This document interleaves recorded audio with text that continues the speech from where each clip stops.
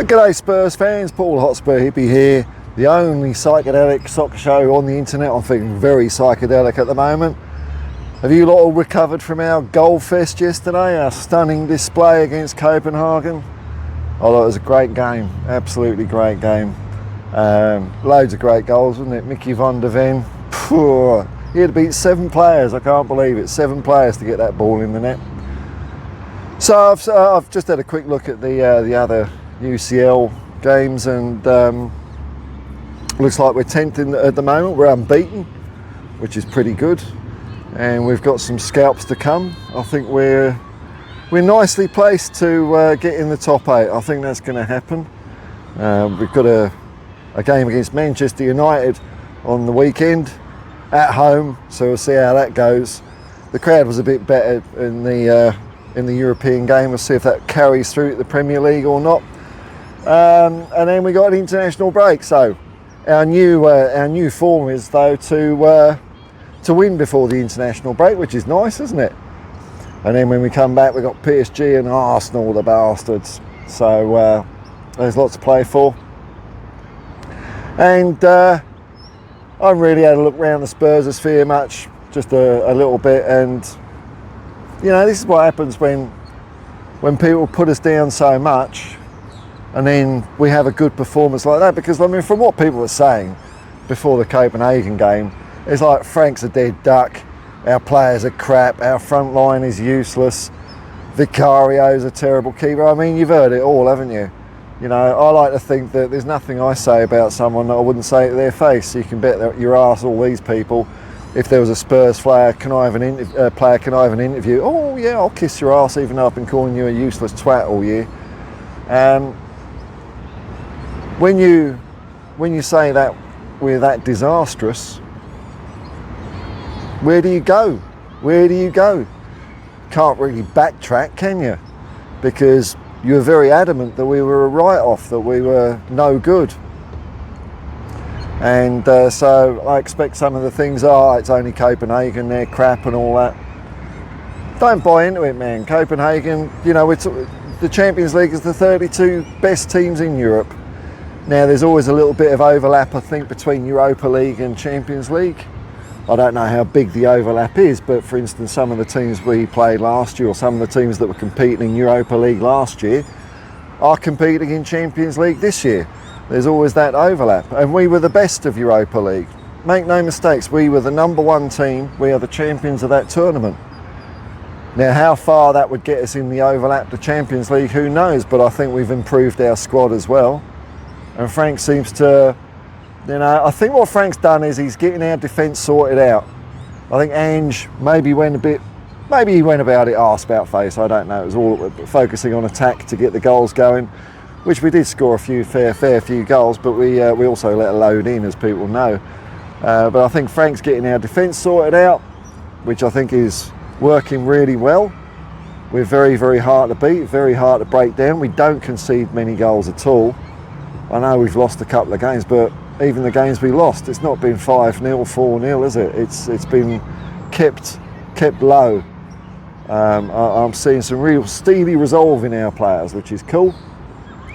Get that sorted out, and I think it was a good transfer window. And look, I think Xavi and Wani both had really good games against Copenhagen. Let's hope they just keep that up.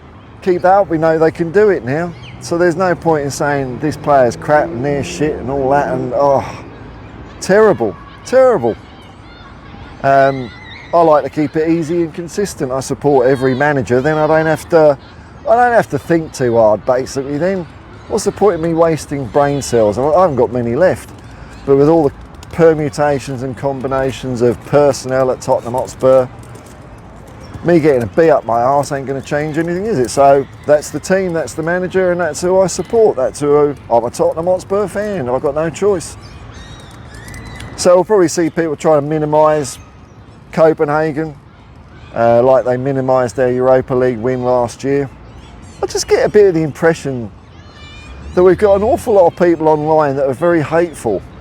And whereas before, the easy target for hate was Daniel Levy, he's gone now. And it's like a dog chasing a car that catches the car. What now? Dog looks a bit bloody clueless, doesn't it? They don't know what to bloody do. So another car comes along to chase. So I think these people are trying to dial in where to put their hatred, because I really don't think they're happy people.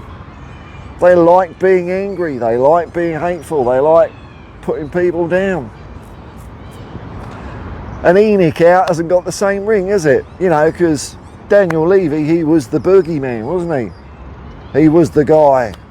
He's not there anymore though, is he? So, I mean, is Viv Lewis, I don't know. I don't know if people hate her yet. I mean, look, I've got a whole class thing problem with really rich people and billionaires, but it's general. It's not focused on any individual. It's a whole lot of them. So I don't know where these people are going to go. They've put us down too much.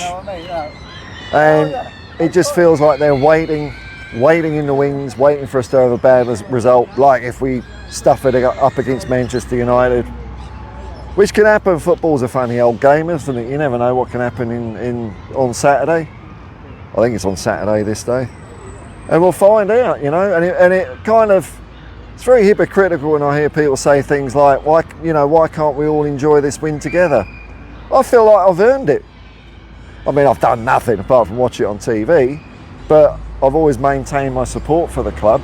So when we do get a really good performance like that, it feels so good. And if we have a naff performance next time, then I'll still back them, because I know they can do that now. That's the thing. We know we can play like that. The players know they can play like that. We've got some great players in our team. And you know, the only thing that will keep shutting these people up and make them look even more desperate is more wins on the pitch.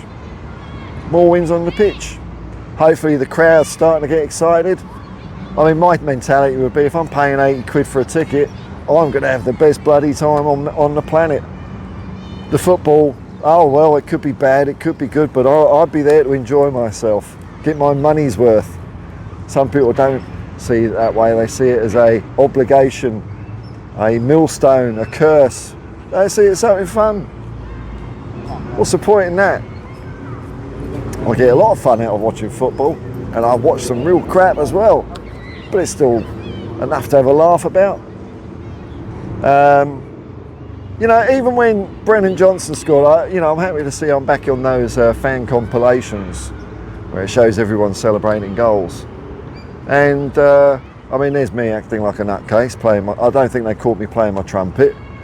But there's a couple of people there when Brennan Johnson got his goal. Yeah, we got a goal. He's still shit. Yeah, haha, he's still shit though. What are you doing, lads? What are you doing, lads?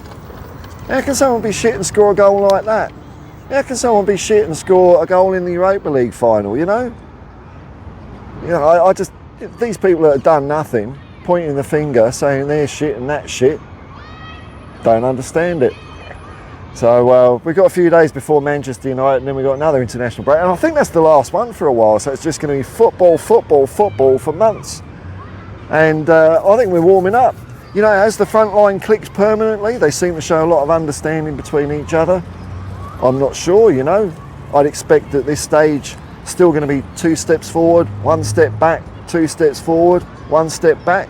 So if it don't come off in a couple of games' time, I'm going to be patient, because I'm surprised they performed that well in that game, really. Not just because of other performances recently, but they're all new to the team. They're all working out how to play with each other. Thomas Frank's a new manager. To say that would all click in, what, August, September, October, November, 4 months? I don't know. With that many players, it will take a lot longer. And then if Thomas Frank wants to mould more of the squad through transfers in his own image, that's going to take a couple of windows at least. So, no pressure, folks. Just keep doing what you're doing. I'm happy. Gave me a great way to wake up on Thursday morning, yesterday morning. Brilliant game, loved it. Full of razzle-dazzle, full of tenacity, full of strength, and a bit of leadership from the players that should be leading on the pitch. They're actually doing it. It's great. So it's all up as far as I'm concerned. Till next time, folks. Peace and love, folks. Peace and love. Come on, you Spurs.